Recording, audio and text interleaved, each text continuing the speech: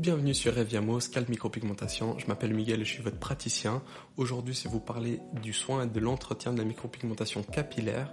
Alors tout d'abord, avant chaque séance de micropigmentation capillaire, il vous faut vous assurer d'avoir une bonne hygiène corporelle. Au niveau du cuir chevelu, il faut qu'il soit propre, rasé si possible, afin qu'on puisse commencer le soin dans les meilleures conditions. Donc, première recommandation, une bonne hygiène corporelle.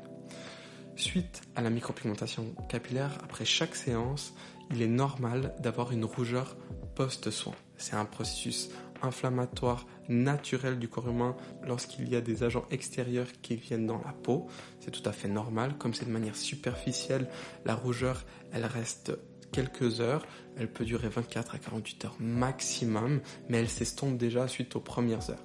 Ce qui est très important en termes de recommandations, après une séance de micropigmentation capillaire, dans les 7 jours qui suivent la séance, il y a plusieurs recommandations et de restrictions. La première chose, c'est ne pas laver le cuir chevelu, ne pas frotter, car en fait, suite à l'implantation des pigments, ça crée des légères croûtes.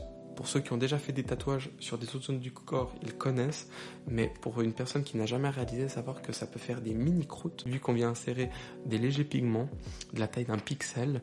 Si vous venez frotter, vous risquez d'enlever cette croûte sur laquelle le pigment est attaché. Donc on devrait recommencer, ça devrait réallonger le processus.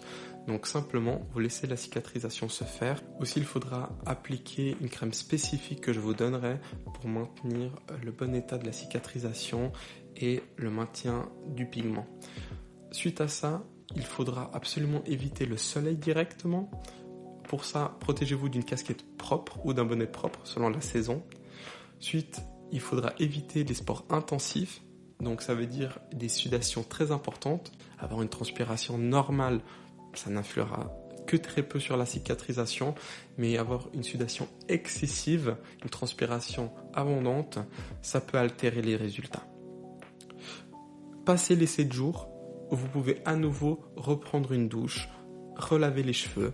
S'il y a des dernières croûtes, on fait attention à ne pas les frotter, mais normalement, elles sont déjà cicatrisées et on a déjà un résultat final. Si vous avez des questions, des remarques, n'hésitez pas à me les poser en commentaire ou en privé via les différentes plateformes. Il y a déjà des informations qui sont disponibles sur les différents réseaux sociaux et sur mon site internet reviamo.ch. Je vous rappelle que les consultations sont gratuites et sans engagement, donc n'hésitez pas à prendre rendez-vous. Sur ce, je vous souhaite une belle journée et je vous dis à très bientôt. Merci beaucoup, au revoir.